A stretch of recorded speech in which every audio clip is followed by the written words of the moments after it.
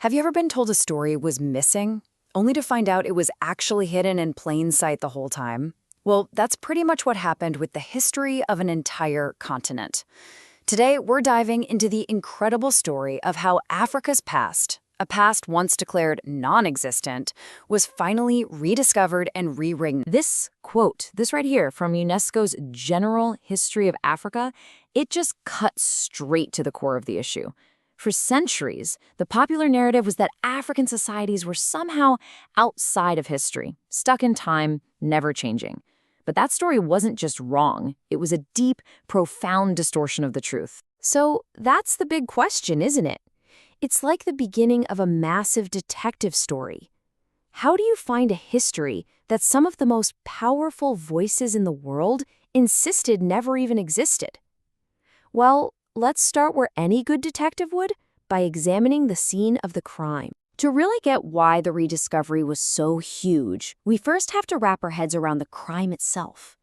We need to see exactly how and why this history was erased in the first place. Okay, check this out. This slide really lays it all bare. On one side, you have the colonial myth, which was brutally simple. History needs written texts.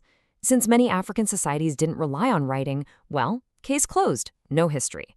But the reality is so much more interesting. The huge project to rewrite Africa's history had to start from a completely different idea, that Africans were creators of their own vibrant original cultures. And if you really wanted to find their history, you had to change your methods. And look, this wasn't some fringe theory. This quote from a major professor in 1923 shows just how mainstream this thinking was. Notice how he defines history so narrowly. He's saying Africa's past isn't history. No.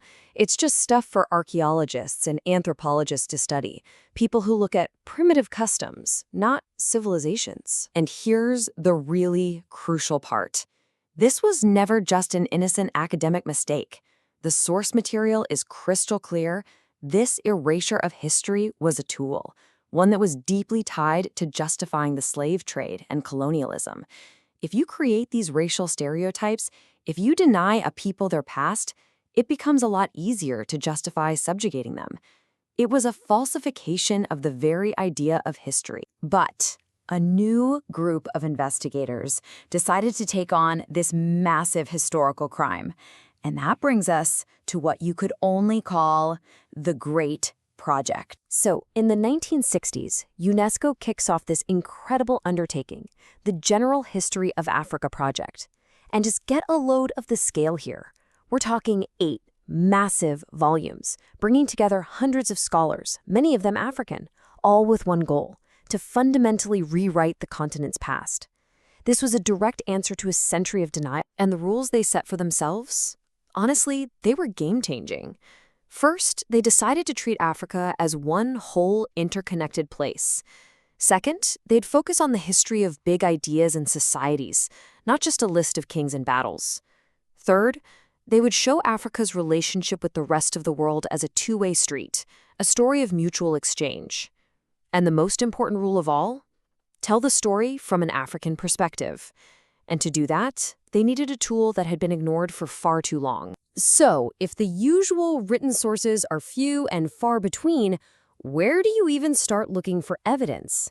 Well, turns out the answer was hiding in plain sight, in a source that had been dismissed for generations. The first major tool was oral tradition. And listen, we are not talking about simple folklore or bedtime stories here. In many African societies, oral tradition is this highly structured, often sacred discipline for preserving the past. It's literally a living library with its own librarians, its own rules, and its own methods. And this is what I mean by sophisticated. It wasn't just one type of storyteller. The source makes this brilliant distinction. You had the Doma, sometimes called the knowers. These were initiates, masters of knowledge who were bound by a strict discipline of truth. Then you had the Dieli, or griots.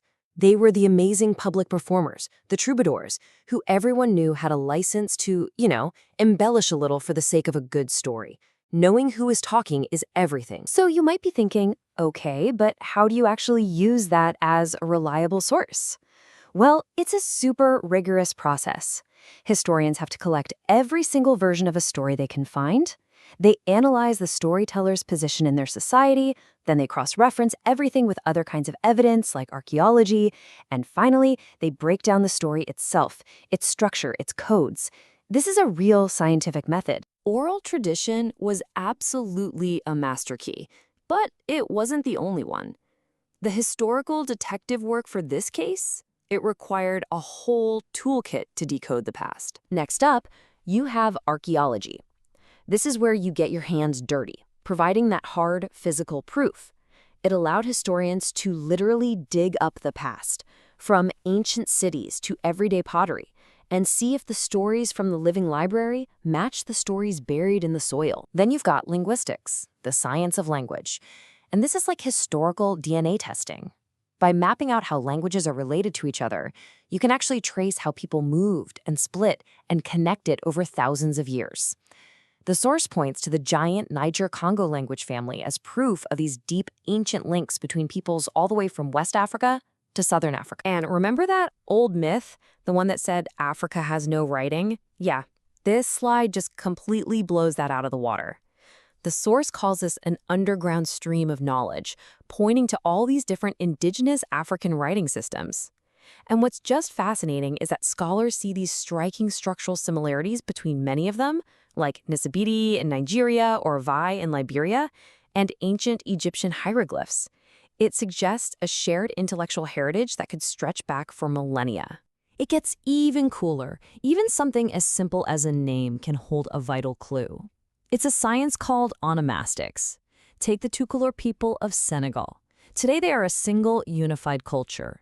But if you analyze their family names, you uncover this hidden history, a story of how they were forged from a mix of Pul, Manding, Serer, and even Berber groups. The history is written right there in their names. So after all this digging and listening and decoding, why does it all matter so much? Because this was never just an academic exercise. It was about something way, way deeper. And this quote from the project itself really says it all. For the people of Africa, knowing their own past isn't some kind of luxury. It's essential. It's about self-awareness, about being able to establish their own identity in a complex, modern world. It is, at its heart, about taking back the narrative. And that's really the bottom line here. Reclaiming all this history isn't about getting stuck in the past. The source is absolutely clear on this. It's a foundational part of building the future. Understanding where you come from is the critical first step in deciding where you want to go. And that leaves us with one last big thought. This whole journey was about challenging the story we thought we knew and finding the truth with new tools and new eyes. It really makes you wonder, doesn't it? What other histories, what other stories have we all missed simply because we weren't looking in the right way?